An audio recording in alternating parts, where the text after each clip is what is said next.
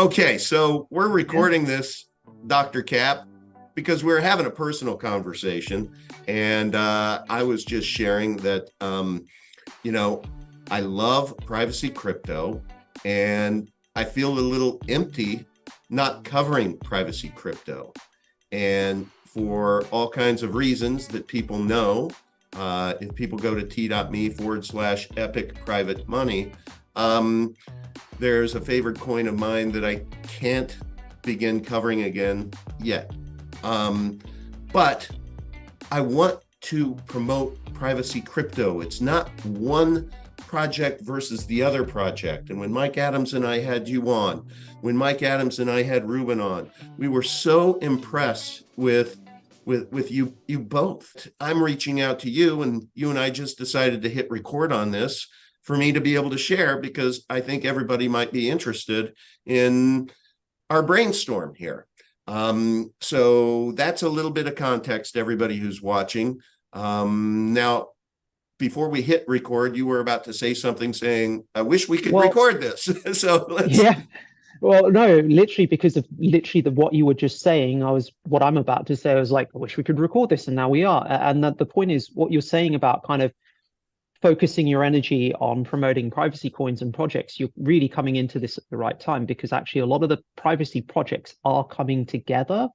There is an element of a mixture of need there, because a lot of the smaller privacy projects, and even the bigger ones like Monero, this is the biggest one, they're all currently under attack right now from the regulatory sphere on a national and international level. On a global level, you're seeing different entities. The EU is sort of having its own anti-privacy coin focus to an extent. The US certainly has been pushing those sorts of narratives. Southeast Asia, and kind of to put the context on what I'm about to say, where we present, I'm an advisor to the Particle Project. We have been developing Basic Swap DEX, which is the world's most private and anonymous DEX, which supports bidirectional Monero swaps. We are now developing, we are now seeing the road to developing Mimblewimble support as well. But you are? I thought we are. Yeah, we've pursued a few. We've been discussing this, so that there is a route forward for this. I can speak to you about that off recording. Okay, but I wouldn't discuss that here. But Perfect. yes, there is a road to that implementation of Mimblewimble support into Basic Swap DEX.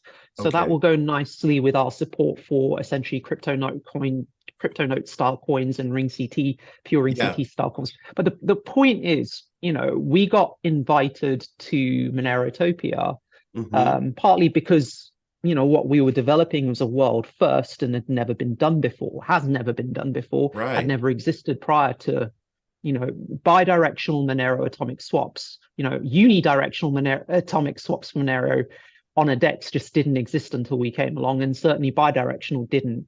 And at the moment, Mimblewimble support doesn't exist, but I can tell you it pretty much will. It's just a matter of when, not if. That's blockbuster news. So, we got the invite, and at the time Monerotopia was happening, you've got to understand that Monero, they'd been getting delisted from several, I think it was Kraken that delisted them, and there were several other exchanges that were certainly... Back then, I believe they're still listed on Kraken, I believe. They're still listed. Okay, good.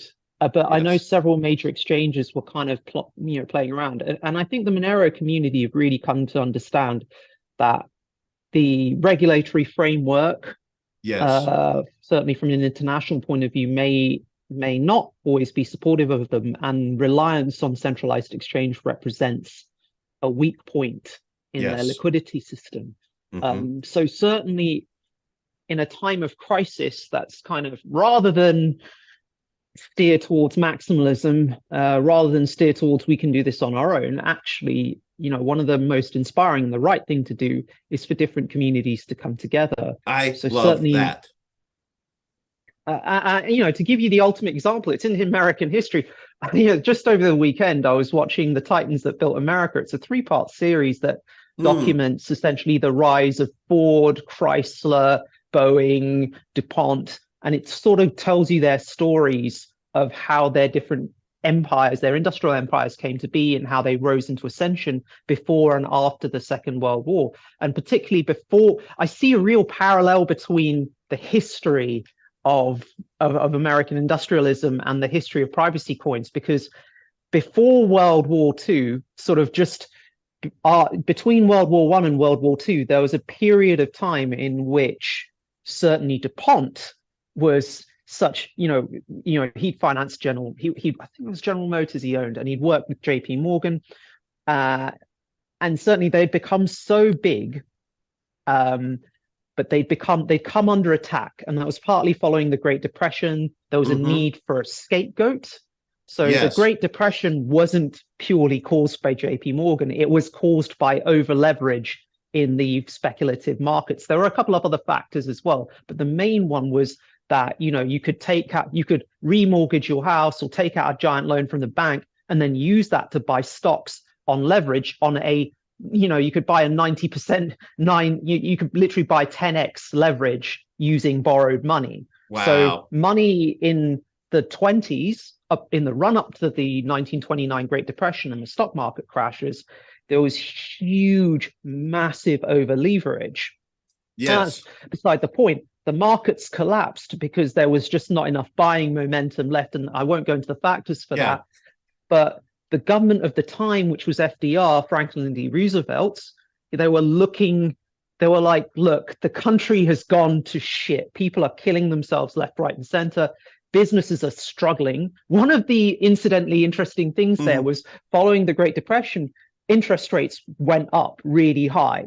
They were really going high, and the consequence of that was companies were struggling to afford borrowing, so they couldn't borrow money to finance their operations. So a lot of businesses just chose to shut down with a huge debt burden, huge losses, employees killing themselves, lots of people losing money left, right, and center, and businesses were shutting down. So, the way this documentary pitched it was that the US government, led by Franklin D. Roosevelt, felt a need to identify a common enemy for the people. So yeah, he did, the forgetting what it's called, the new plan. Essentially, he did the new financing. The New Deal? Yeah, the New Deal, that's it. That's the one. So he did the New Deal, which was massive investment in infrastructure, which is, I always think that's always the right thing to do. Massive investment in legitimately useful infrastructure that brings real convenience to people's lives. That is the best way to increase liquidity in society. By far, that is the best way to fix any economic problem, is to build infrastructure that makes people's lives more convenient, that allows for the exchange of information and goods. And goods are a unit of information. Wait a minute. So are you saying that is a better strategy than sending billions and billions and billions to Ukraine for weapons to be able to blow things up? I think if you are a nation, the first thing you should do is invest in the safety, strength, and growth of your people.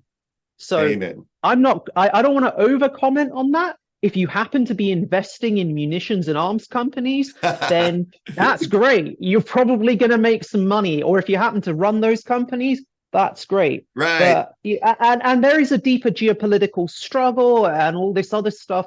And I don't want to get into that, because that really comes down to what sort of a nation America wishes to be and what role America wants to have in the world. But, my first thing, and this certainly applies to the UK, because we've had 13 years of austerity, which is essentially cuts to core public infrastructure, including transport, including healthcare, including social services, including literally everything under the sun. Right. And when you basically cut back on all of those things for 13 years, after a while, they all turn to shit. And when they turn to shit, you can't get anything done. And when you can't get anything done, you can't have information exchange, goods exchange. And if you can't have information and goods exchange, then you lose liquidity in your society. And if you lose liquidity in your society, your economy goes to shit. That's a really simple explanation for the way the world works. There you go, folks. I mean, you know what? We can cut that snippet out and we can present it at an econ class in college and just say, okay, now the test.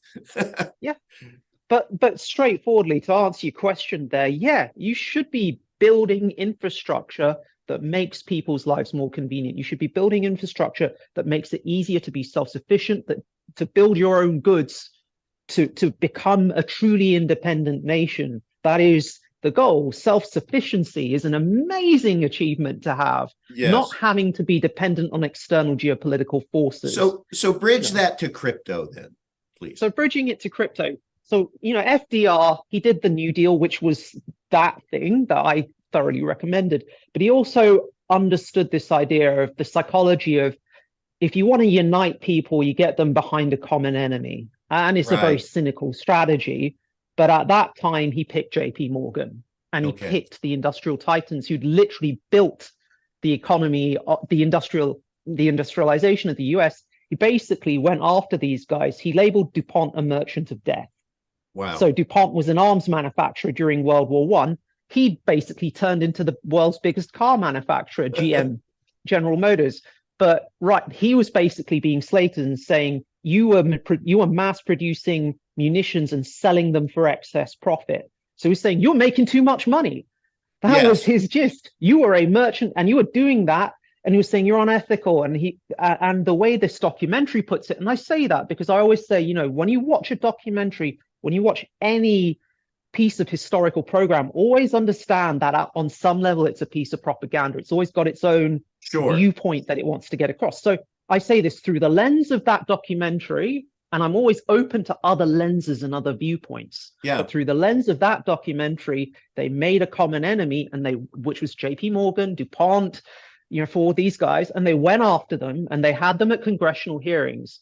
And you see the same thing with privacy coins. Okay. Which is you have your Monero. Before we go down that path, I just want to ask you one question because I'm interested and I'm sure others are. Where did you watch this documentary?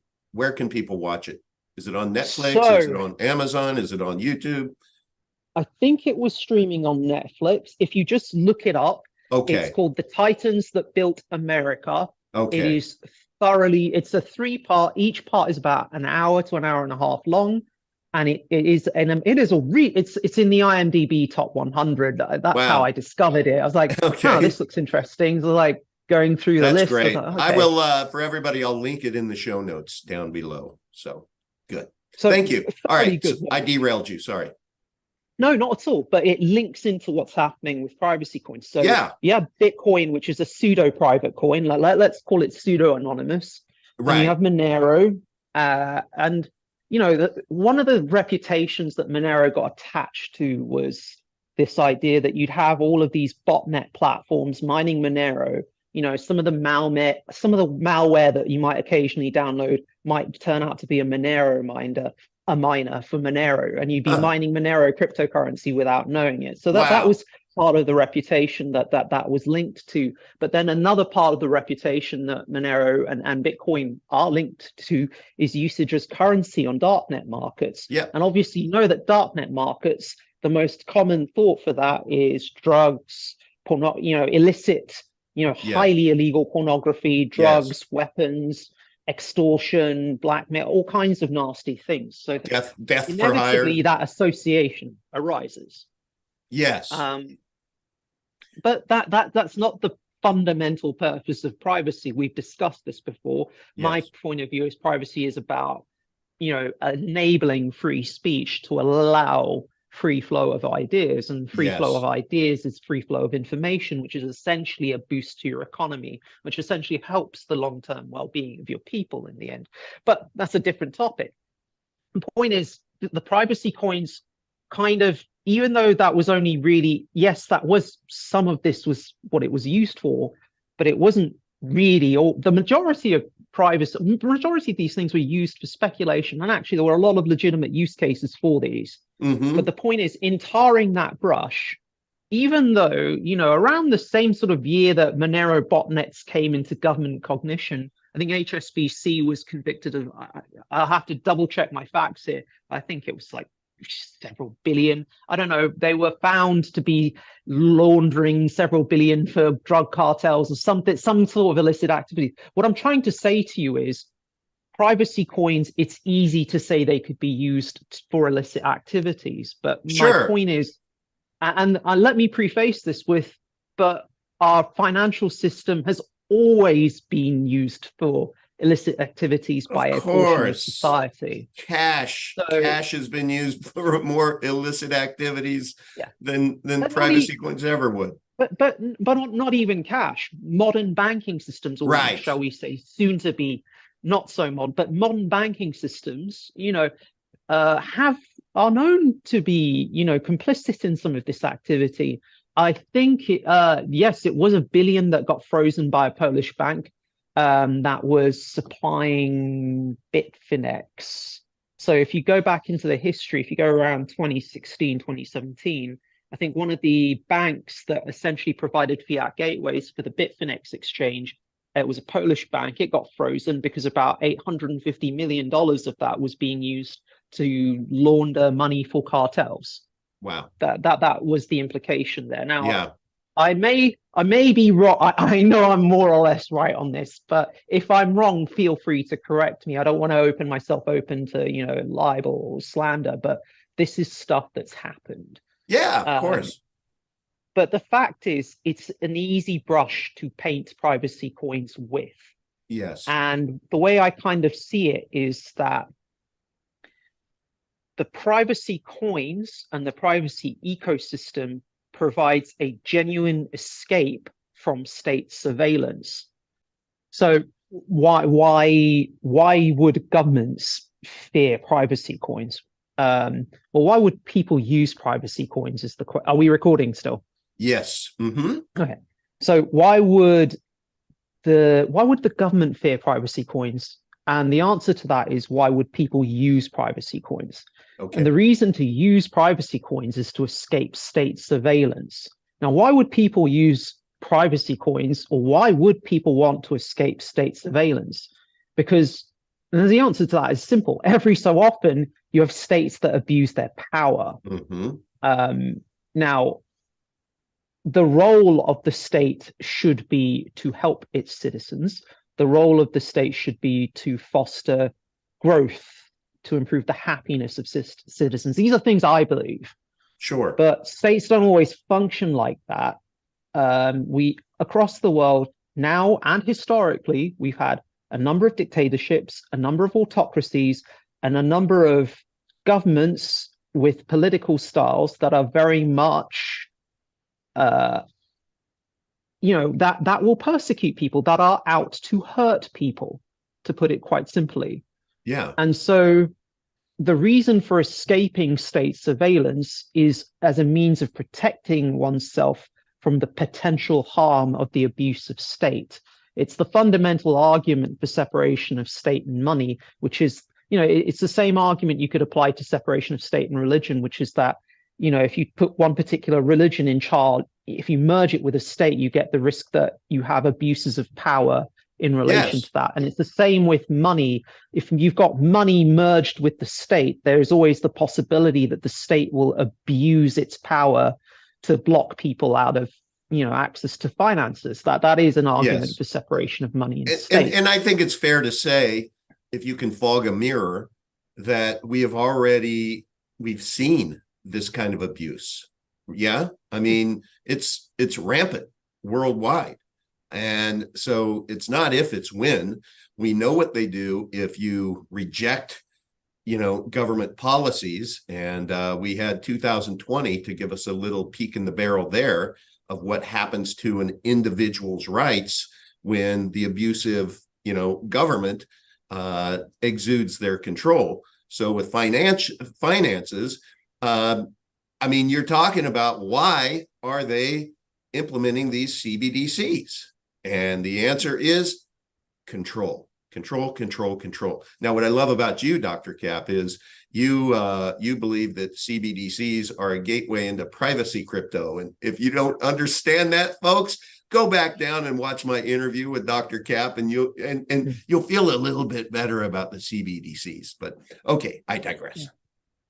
No, but like I said, the privacy coins, you've got all these state systems, all these existing institutions. Yeah. And I think the primary function, it was beautiful, but the primary function of an organization or an organism is self-preservation. And that doesn't just apply to organisms, that applies to organizations. So the primary function of a state is to preserve itself. And the primary function of a government is to preserve itself. And the primary function of a bank is to preserve itself. Because the primary function of everything is, at its core, self-interest.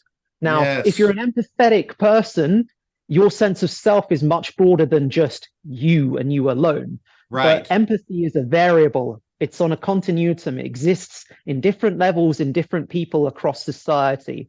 So, you know, when we deal with states, when we deal with individuals, I think it's always good to get an idea of how empathetic they are, because you get a sense of, you know, where their sense of self is. Is that inclusive of the other people around them? I and see, it's the right. same. And it's the same with organizations and governments. You can get a sense of the empathy on which the individuals that compose that government operate on through the policies they enact and pursue.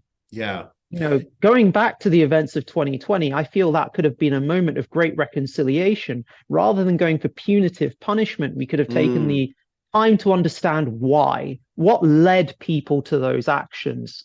And we could have had an honest dialogue. And we, rather than punishment, we could have had amnesty. That's what I think. That would have been we could have had a moment. And that's what I genuinely feel. It's a time for reflection, insight, and dialogue, not for censorship and excommunication and imprisonment. That is not really what this should be about. No. You know. No. So that's my take. And you can kind of get a sense of empathy. Thank you. But that's how I see things. Do you know, I'm as I'm wont to do, sometimes I'll derail an interview just to tell a quick personal story because I think it's on point. I have a pretty significant piece of property behind my home that has a lot of deer. It has a lot of raccoons and everything. Now my front yard, we're part of an HOA, and the neighborhood was always just any post that you would see in the Facebook community group was about those damned raccoons, you know, getting into our trash, being disruptive and everything. Well, I ended up I have a place for a bonfire out there, and ended up having a woman that came over, a friend of our family, who is one of these, you'd probably say kind of a granola person, very, very in touch with nature. And we were around that bonfire, and she made a comment that really it did impact me and will impact me for the rest of my life. And it's exactly what you stated about self-preservation. She said, we were talking about the raccoons, and she goes, you know what, Todd? They just want to live. That's all. They're just looking for food because self-preservation, right? So not just a human being, but you're talking about animals, organisms, a bank, whatever. But do you know, my relationship with those raccoons changed from that point on. So what I started doing is researching, what do they like? What's good for them? You know, they love almonds. They love bananas. They love, I sneak them some cookies every once in a while, peanut butter cookies. Grapes, they absolutely go nuts over grapes. And so I decided, you know what? Self-preservation is what they're looking for. They're just hungry. And I did a little experiment. Started off about a year ago, and it continues to this day. But the good news is, before I tell you what it was, is the Facebook community now says, wow, it's amazing. The raccoons never come into our garbage anymore. So why? It's because I personally literally go back there every morning, every afternoon. Matter of fact, I'm going to go out right after this, and there's about now a dozen raccoons back there. I've seen lots of families born and such.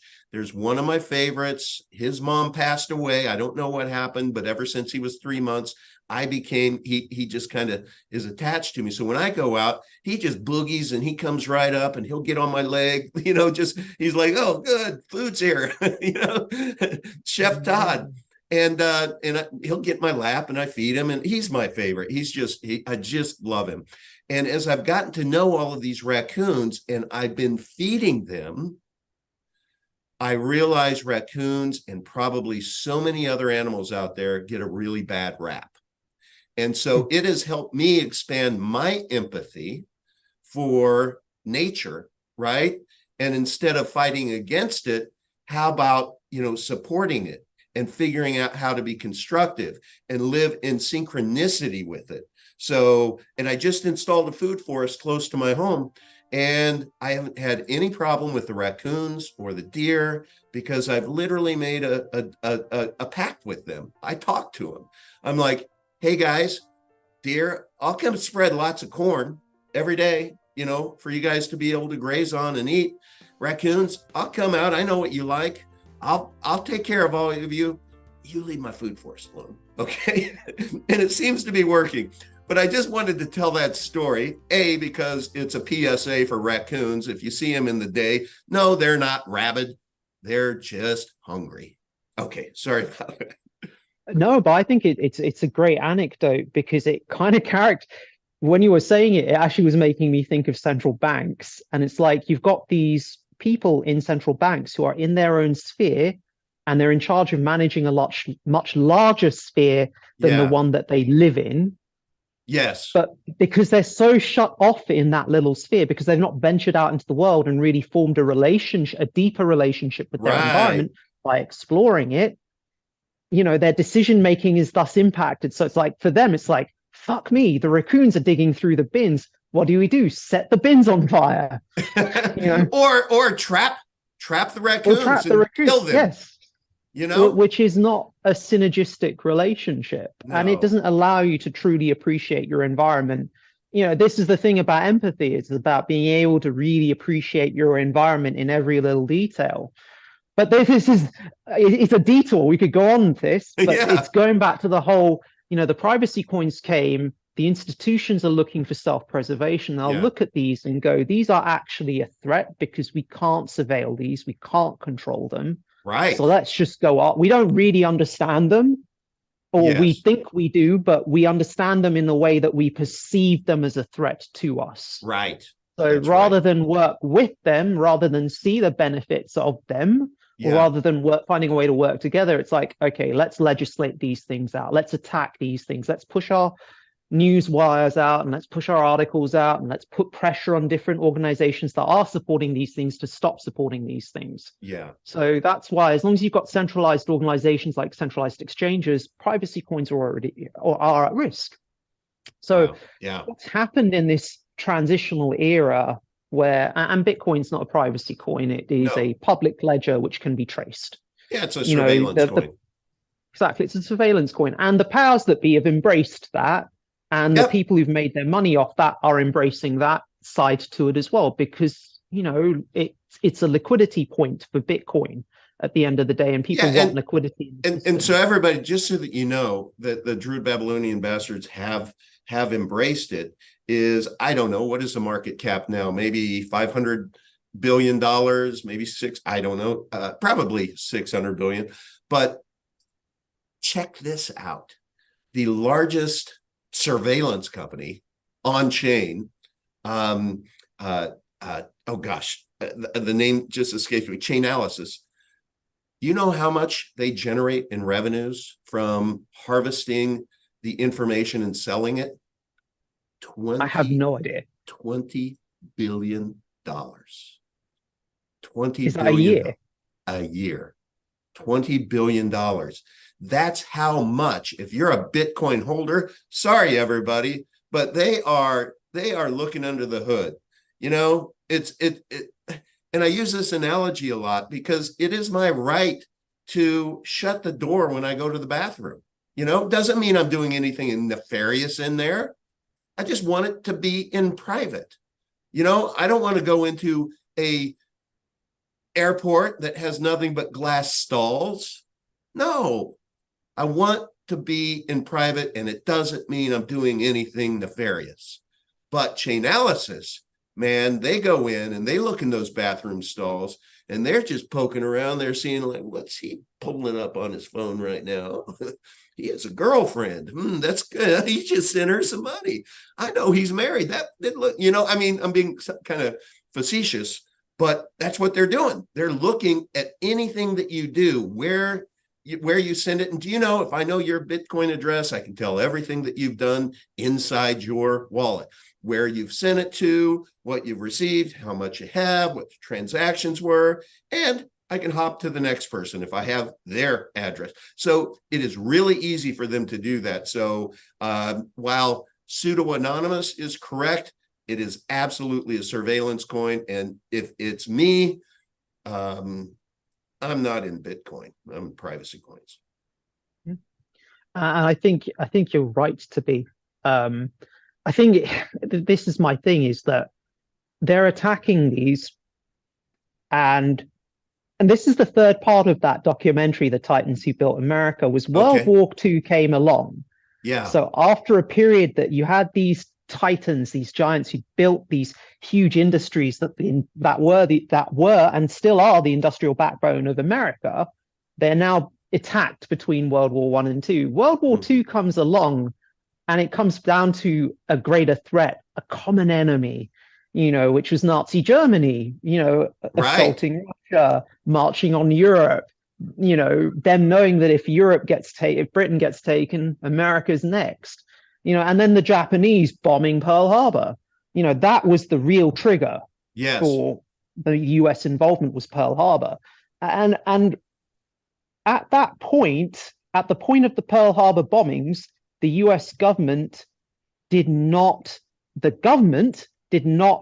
have the industrial base that the private sector had to mass manufacture arms and weapons of warfare.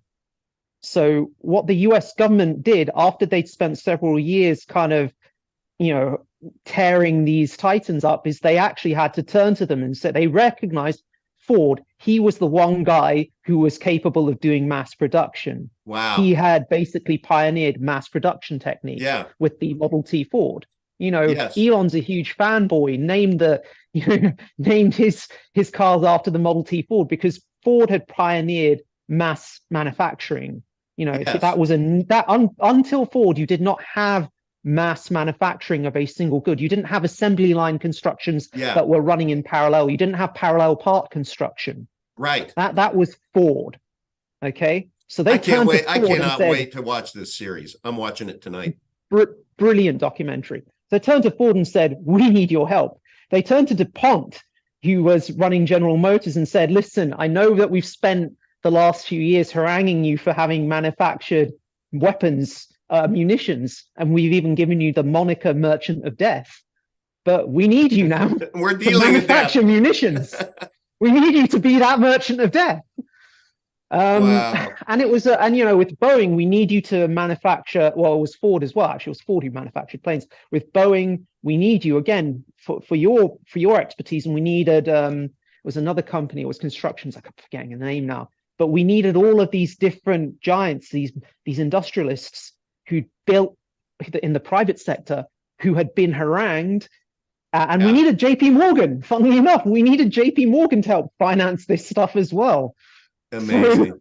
Amazing. You had these guys who'd worked together to build the private industrial base, they innovated mass industrialization, they innovated mass production, they innovated assembly lines, they innovated the entire credit system of purchasing, buying to own in installments. That was innovated in that era by JP Morgan in collaboration with DuPont and General Motors. The lease buying of cars or leasing of cars, that was innovated in the early 20s as a means of making more money. That was JP Morgan and General Motors working together and to try and outcompete Ford, because Ford owned Motors at this point. Okay. And the point is, the government, they weren't specialists in this area. They were like, hang on a minute, we need to turn to the guys who've innovated all this technology. We need their help now because we have a real problem. So that actually brought these. Yeah. I was going to say, do you see a future where the financial system now turns to privacy tech or privacy tech developers and said, oh, wow, we need your help now, like back then? Or is that just a pipe dream? I think it's going to be AI. I don't know why. I think it's going to be AI. I think it's going to be that we'll have a public liquidity system where every transaction is surveilled. And I suspect we're going to have artificially artificial intelligence botnets owned and deployed by different nation states and by different private entities competing against each other, probably for arbitrage on this public liquidity network. Yes. The surveillance coins, which will be CBDCs and Bitcoin, and probably Ethereum as well. I won't lie, because Ethereum is very smart contract heavy, and that will be a big part of a surveillance future, is smart contracts, because it will enable automated taxation, automated charging at point of transaction. And that is something states will want to incorporate. That is easy money for them, as well as states harvesting the data from their own CBDCs and selling them to private companies at profit. That's huge analytics money. So that'll put Chainalysis to shame. Who's making 20 billion off of that data, right? They're just. Well, if you're telling me Chainalysis is making 20 billion now, I'd say find out whatever share is their ticket on. If you're looking for speculative investments, this is me talking purely in a neutral entity. They're probably going to diversify into this because they're the market leader from that sense, and they're making the money, and they're going to look, where's our next big expansion point? It's going to be data analytics on e-commerce on public blockchains, which includes CBDCs. That's just obvious. That's going to be, doing private surveillance on behalf of nation states for CBDCs at cost. They're going to charge through. They're going to be like the modern day Pegasus. Pegasus spyware, the company that deployed that. Chainalysis. That's the natural route for them to evolve into. Oh my gosh! If you're looking at your next big mega corporation. I'm just saying this purely as someone who's being objective here. I'd say, start looking at look for when Chainalysis decides to do an IPO, or try and even get in well before that, because IPOs, I don't want to get into this. I think a lot of the IPOs are garbage scams, but if you're getting in well before an IPO, then that's a different story. Wow. But look, I do have a hard stop in 10 minutes. So let's wrap this up for now, because you are going to be a regular guest, and I'm really glad you suggested that we hit the record button so that this conversation benefits a lot of other people, not just me. So thank you for that. So let's end by talking a little bit about what you do, represent, and just give us a little bit of a reminder of Particle and your DEX, and where the future of all of that is going. So, and it answers this question. Well, the privacy coins are all coming together now. We recognize we're under attack.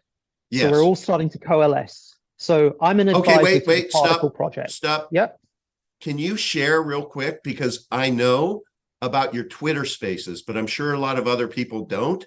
Can you share a little bit about that? Because that is we'll be able to witness and listen to this great group of privacy cryptos, tech leaders coming together in one place and having really engaged dialogue. I can't wait for those. Can you share a little bit about that? And I'm sorry I interrupted. Oh, no, of course. So this is part of us coming together, as an advisor to the Particle project. Me, I every so often, so we're on very good terms with Fero, Monero, PivX, Navcoin, Lunapunk Squad. We have good relationships with them. We're obviously building good relationships with you and some of the communities that you represent. Yes. And the thing is, the privacy communities are coalescing. They're coming together. They're representing for each other. Maximalism is dying.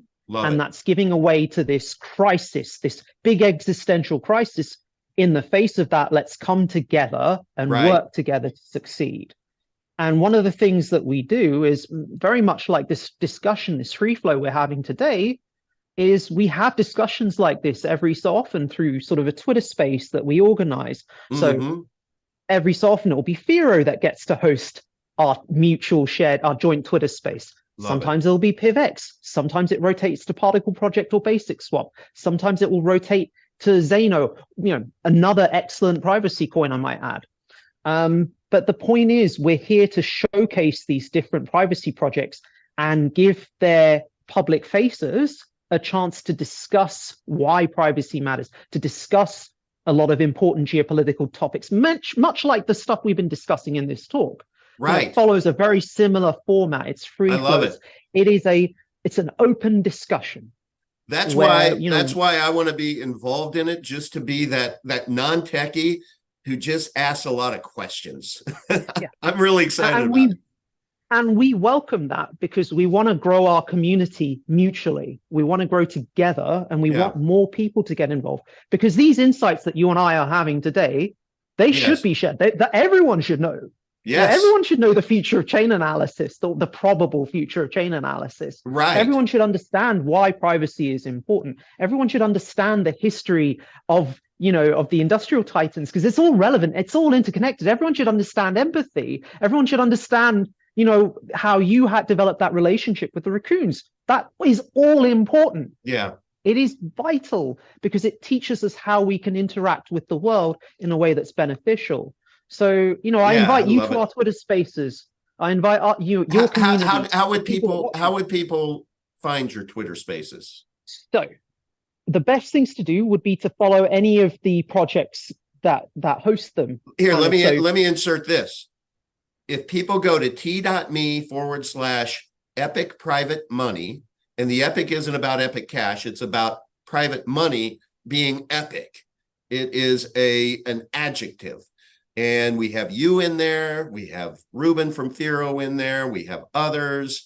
If you just join that, then what you could do is you could post in there information on where to follow, to be able to and get notified that the Twitter Spaces are happening. And then when the Twitter Spaces are going to happen and we know a specific time, we can really promote it in there as well. So that'll give people one-stop shop to be able to start getting to know these other projects. thank you. And I will very much take you up on that offer because, Great. you know, like I said, you know, I think if they join the Epic Private Money channel, we will post those links because they happen Beautiful. every so often. Yeah. I'll tell you how it happens. We sit around, we chat, and then we go, what dates can we all meet? Because we're on multiple time zones. Oh, and yeah. we're like multiple Yeah. calendars. So when we get that sorted, we pick the date, and then we kind of pick the topic. So you know what? It's great that you're offering this because so often in the past we've been like a week and a half in advance, but it'll just be great to have you guys pushing Epic Private Money is the place to go when these notifications happen, when these spaces happen. And please, you and the other projects, I invite you to come in here and invite your community members to come in, because I really do look at this as an opportunity to abandon true math, which is 1 + 1 = 2, where 1 + 1 can really equal 11. If we're together, 1 + 1 + 1 can equal 111. You know, we have to start thinking that way instead of in our own little silos. Gone are the silos. Let's do this together. And so I would love for Epic Private Money to become that conduit of all of the privacy projects out there, to be able to organize and coordinate and share each other on, you know, and share new milestones, benchmarks, or whatever, and do that to where, you know, if I'm a Monero maxi and somebody comes along from Thero and talks about something that just has been accomplished, as a Monero maxi, let's say, I want to be able to look at that and just say, job well done. I can't wait to dig into that and understand it more and support it. I mean, that's how we win, everyone. It's not us being A team, B team, red team, blue team. Thank you. And I completely agree with that sentiment. So I'm going to leave it there. When we do our next space, when we agree on next date, we will post it in Epic Private Money. Beautiful. In the meantime, if you kind of want to follow what I'm with, feel free to follow on Twitter at Particle Project or at Basic Swap Dex. Could you spell Particle Project? Because I think people will misspell it. Of course. So it's PARTICL Project. So that's the Twitter handle at Particle Project. Great. And, you know, the other project that I represent for is at Basic Swap Dex. So you can go to basicswapdex.com and download the world's most private and anonymous DEX, which supports multiple privacy coins, including bidirectional Monero swaps. And we will be working towards Mimblewimble support as well. And that, though, just I want to let everybody listening know, to really take advantage of that, fully have it optimized. Yeah, you almost need a dedicated machine for it, right? That stays on all the time. Yeah. Okay. Yeah. Yeah. So it is a kind of dedicated device, always on solution, but that is the most. If you do it, we are simplifying this. So we're building a web framework. So you'll eventually be able to access a website, which will then Yeah. load an instance of it. But if you want the most private and secure solution, which has zero KYC, has zero, well, I'm not going to say zero tracking risk, but pretty damn close to it, Yeah. certainly will give chain analysis some real problems. I would say that is the DEX to go for. And certainly if you're looking to do KYC free, truly private, truly anonymous eBay style e-commerce, then the Particle marketplace, if you download Particle desktop from particle.io, download that, set it up, have a look at the items of sale. Anyone can be a seller, anyone can be a buyer. It's a really interesting platform.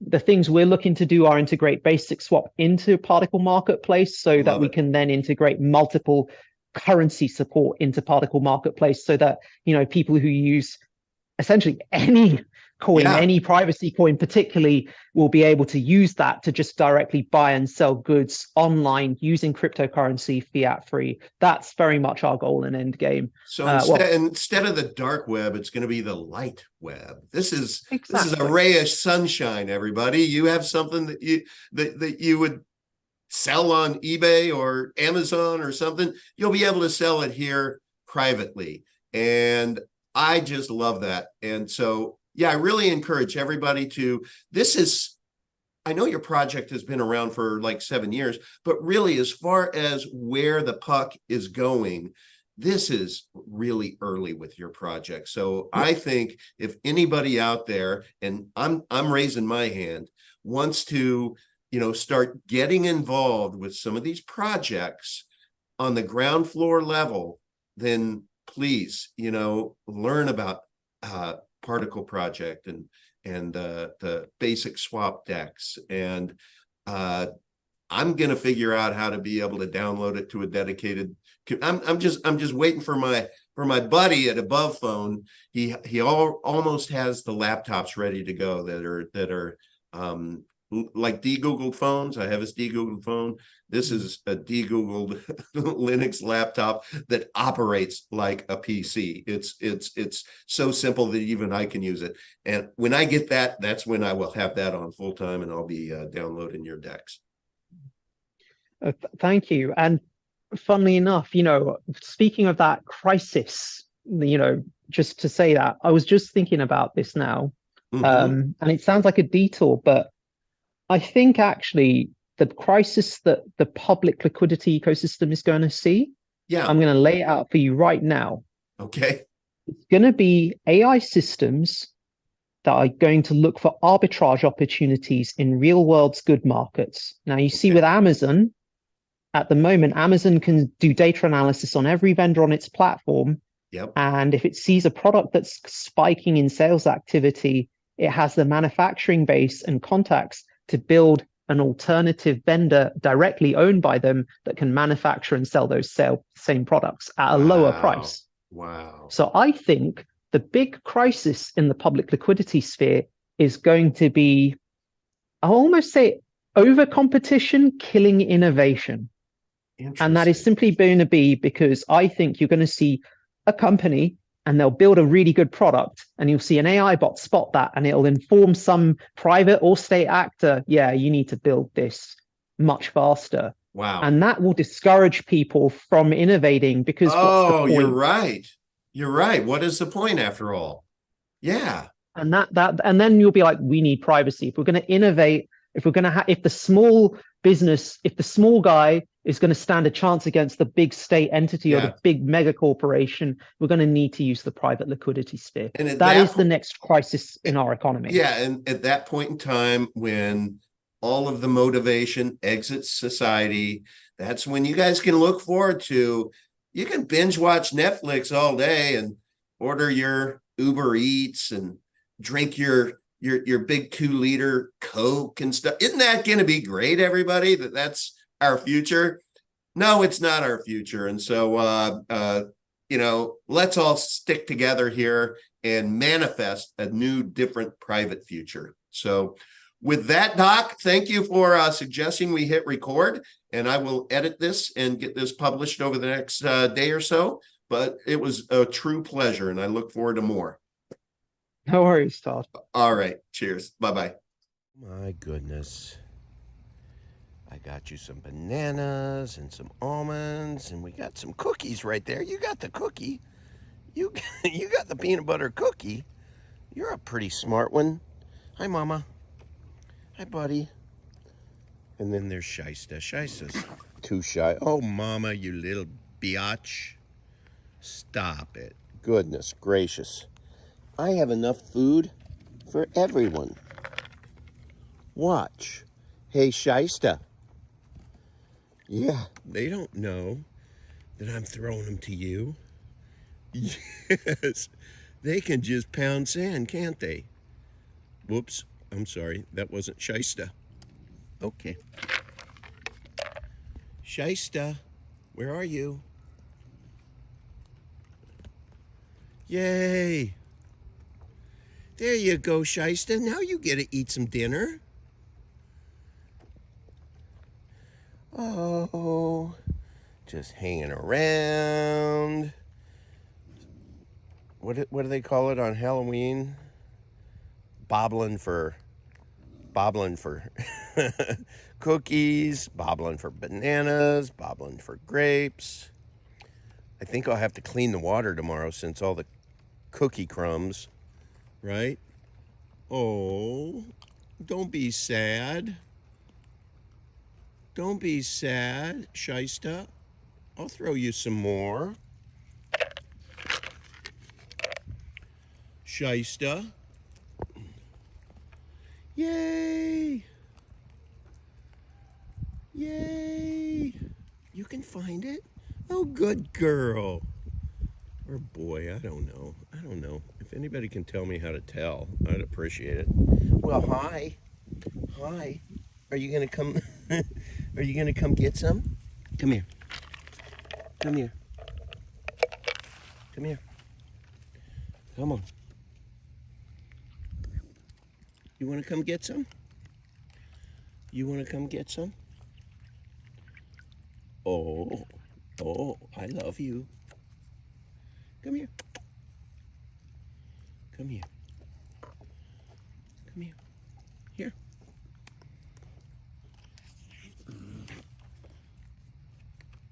You want to come get some more? Huh? You're just brave, aren't you? You want to grab it? Here. There you go. Here.